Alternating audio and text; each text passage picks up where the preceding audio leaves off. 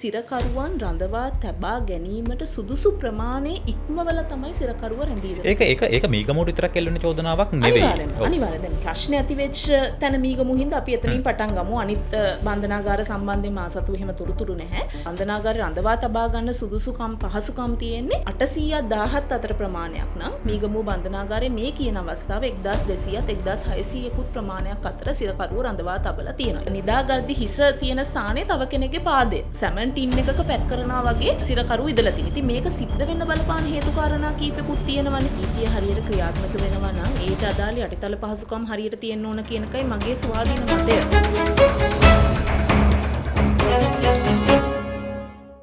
මේ දවස්වල බන්ධනාගාර සම්බන්ධයෙන් වාර්තා වෙන්නේ සමාජය කලබන සිද්ධි. බන්ධනාගාර තුල මෙවැනි සිද්ධි සිද්ධ වෙන්න පුළුවන්ද? මේවා නීත්‍යානුකූලද? අපිට මේ ගැන අද කියන්නේ ලෝයර් රොෂෙල් ආර්යවංශ. ඇත්තටම ඔය වගේ කැළඹීම් සහිත සිදුවීම් බන්ධනාගාර තුලින් මීට පෙරත් වාර්තා වෙලා තියෙනවා. නමුත් දැන් මෑත කාලේ සිද්ධ වෙච්ච ඊටාම කැළඹීම් සහගත ආందోලනාත්මක සිදුවීම තමයි මීගමුව බන්ධනාගාරයේ සිදුවෙච්ච සිදුවීම. දැන් සිරකරුවොත් මිනිස්සුයෝ කියලා අපි කතා කරනවා. නමුත් නිලධාරිනුත් මිනිස්සු මේ තියෙන අවස්ථාවේදී මේ දෙපාර්ශවයටම සිද්ධ වෙච්ච ඒ වගේ මේ පවුල් වලට සිද්ධ වෙච්ච දේ ඊටාම සංවේදී. නමුත් මේක නීතිමය තත්ත්වය ගැන අපි කතා කරමු. දැන් ඔබ අහලත් ඇති අන්තර්ජාතික සම්මුතීන් තියෙනවා civil and political rights කියන්නේ සිවිල් සහ දේශපාලන අයිතීන් සම්බන්ධ අන්තර්ජාතික සම්මුතිය ICCPR කියලා අපි හඳුන්වනවා. ඉතින් මේකේ දක්වලා තියෙනවා ශානක සිරකරුවෙක්ට තියෙන්න අවශ්‍ය අවම පහසුකම් සහ අයිතීන් මොනවද කියන. ඉතින් මේකේ තියෙනවා සනීප ආරක්ෂාව සම්බන්ධව, ආහාර ලබා ගැනීම සම්බන්ධව, සහ තමන්ට හොඳ වටපිටාවක්, තමන්ට පහසුවෙන් ජීවත් වෙන්න පුළුවන් වටපිටාවක් ඒ හැම සිරකරුවෙක්ටම තියෙන්න ඕනේ. ඒ වගේම තමන්ට අවශ්‍ය මෙඩිසින්, ඒ කියන්නේ තමන්ට ඖෂධ අවශ්‍ය වෙන්නේ ඒ වලට ඇක්සස් තියෙන්න ඕනේ. තමන්ගේ ලෝයට, තමන්ගේ නීතිඥ උපදෙස් ලබා ගැනීම සඳහා අවශ්‍ය පහසුකම්, ඒ වගේම තමන්ගේ පවුලේ අය බැහැදකීම සඳහා පහසුකම් තියෙන්න ඕනේ කියන දේ මේ නීතීන් වල පැහැදිලිව. මේක අන්තර්ජාතික සම්මුතීන් වලදී ඇති කරගත් නීතිමය තත්ත්වයක්. ඉතින් මේ නීතිමය තත්ත්වය හරියට ක්‍රියාත්මක වෙනවද නැද්ද කියලා බලන්න තමයි ලංකාවේ මානව හිමිකම් කොමිෂන් සභාවක් පිහිටවලා තියෙන. ඉතින් මොකක් හරි අගතියක් තියෙනවා නම් එතනට වාර්තා කරන්න පුළුවන්. නමුත් ශානක දැන් අපි වගේ රටක දැන් මේ අන්තර්ජාතික සම්මුතීන් මොන ආකාරයට තිබ්බත් මේක ප්‍රායෝගිකවත් අපි දකින්න වෙනවනේ. මට ලැබිච්ච කියන්නේ මම දැනුවතම උන තොරතුරු අනුව මේ කියන සිර ගෙදර මේ කියන මීගමුව බන්ධනාගාරයේ සිරකරුවන් රඳවා තබා ගැනීමට සුදුසු ප්‍රමාණය ඉක්මවල තමයි සිරකරුව රැඳීලා.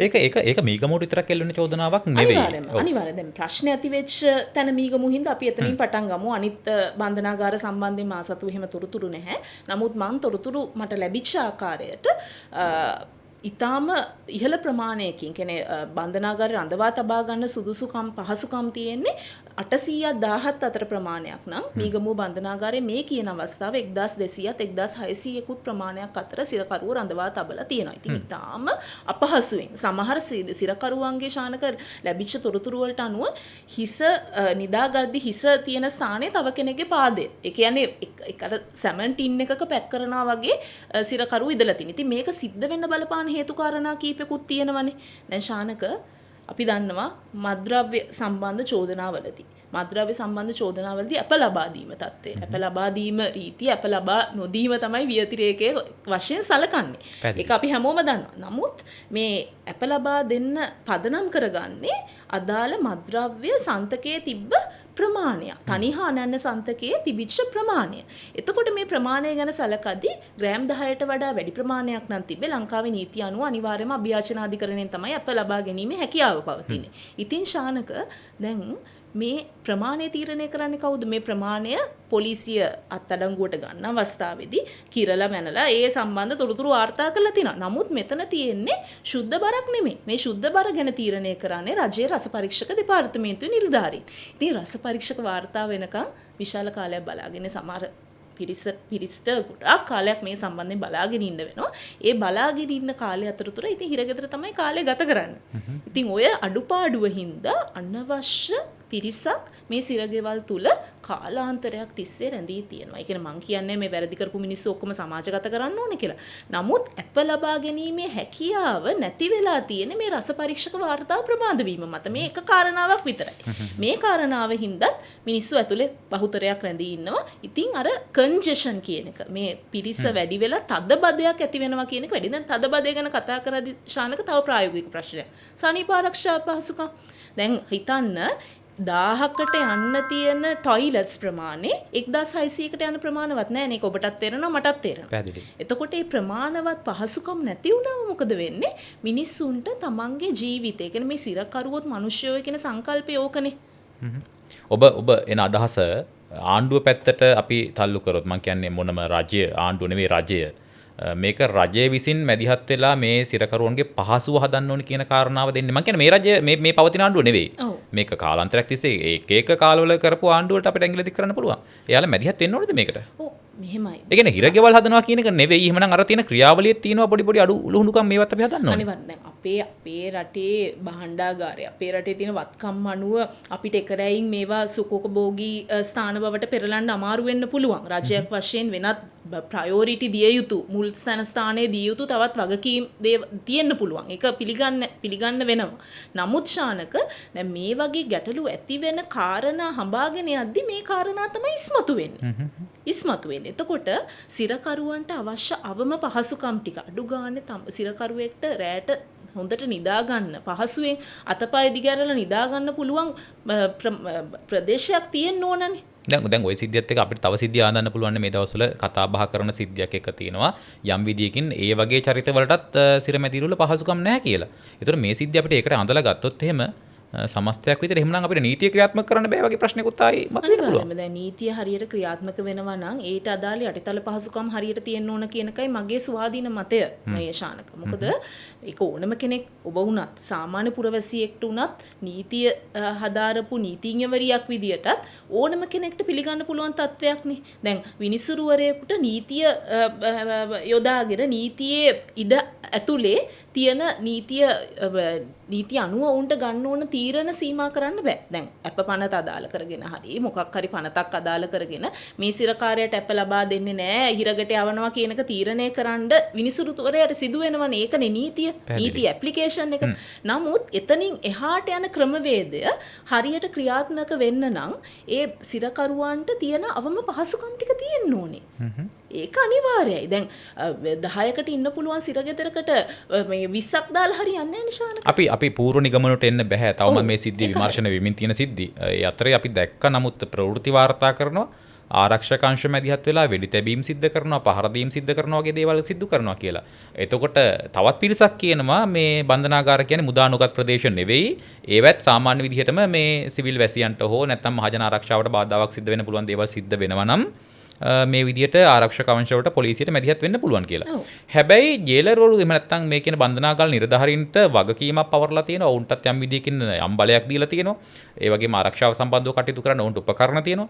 ඒ වගේ තත්වයන් තියෙද්දී පොලිසියට හෝ වේවා ආරක්ෂක අංශවලට වේවා මේ වගේ සිද්ධියකදී වෙඩි තැබීමක් හෝ පහර දීමක් හෝ කරන්න පුළුවන්ද? මෙහෙම නිශානක මෙතනදී මේ සිද්ධ වෙච්ච සිදුවීමේදී සිරකරුවෝ මට දැනගන්න ලැබිච්ච ආකාරයට අවි ආයුධ අතට අරගෙන තිබ්බා. එතකොට ඒ අවස්ථාවේදී අවට සිටින පිරිසට, ඒ කියන්නේ බන්ධනාගාර නිලධාරීන්ට සහ සිවිල් වැසියන්ට ජීවිත අවදානමක් තිබ්බා. ඉතින් මේ තත්ත්වයට එක්ක අනිත් විශේෂයෙන් සඳහන් කරන්න ඕනේ මේ සිරකරු උත්සාහ කළා. අපි වීඩියෝ පටවලිනුත් දැක්කා. ඒ සිර ගෙදරින් එළියට එන්න. එළියට එන්න මොකද ඒ ආරක්ෂක වලලු කීපයක් බිඳගෙන තමයි ওই දොර ගාවට ওই සිරකාරයෝ එන්නේ. ඒක අපිට බැහැර කරන්න පුළුවන් කාරණාවක් නෙමෙයි. ඒකට එතනට ආවට පස්සේ යම්කිසි තීරණයක් මම මේ කිසිම දෙයක් සාධාරණීකරණය කරන්න අපි තාම කියන්නේ අපි මේ වීඩියෝ පට බලලා අපි බන්ධනාගාරයට මම ඇතුළට ගිහිල්ලා තියෙනවා යම් වෘත්තීමය කටයුතු සඳහා. නමුත් ඒ අවබෝධය ප්‍රමාණවත් නැහැ මේ සිදුවීම දිගපළල තේරුම් ගන්න. සහ මුල හොයන්න. මුල හොයන්න. ඒක අපි දන්නේ නැහැ. අපි කාටවත් චෝදනා කළ යුතුත් නැහැ. ඔබ හරියටම හරි. මොකද මේක තව ඉදිරියට මේ විමර්ශන කමිටුවක් පත් කරලා තියෙන කමිටුවෙන් හොයාගනි මොකක්ද උනේ කියලා. නමුත් ශානක දැන් ඔතනට ආවට පස්සේ ඒ නිලධාරීන්ට මේ සිදුවීම මැඩ පවත්වන්න අවම බලය පාවිච්චි කරන්න වෙනවා. අවම බලය තීරණය කරන්න කොහොමද? ඒ සම්බන්ධෙනුත් මේ පීනල් කෝඩ් එකේ දණ්ඩ නීති සංග්‍රහය සහ මේ ඒ අදාළ නීතිවල කොහොමද ඒක පාවිච්චි කරන්න කියන කාරණය දක්වලා තියෙනවා. ඉතින් ඒ කාරණය ගැන පැහැදිලිව දක්වලා තියෙන්නේ දැන් එන පීඩනයට සමාන ඒ කියන්නේ පීඩන ඉක්මවා යන බලයක් පාවිච්චි කරන්න බෑ. දැන් උදාහරණයක් විදියට Taman දෙසට රතයක් එනවා මේ තුවක්කු අරගෙන අවි ආයුධ අරගෙන අවට ඉන්න සෙනකට වෙඩි තියාගෙන තමයි මේ රතේ එන පිරිස එන්නේ. එතකොට පොලිස් නිලධාරියෙක්ට වගකීමක් තියෙනවා.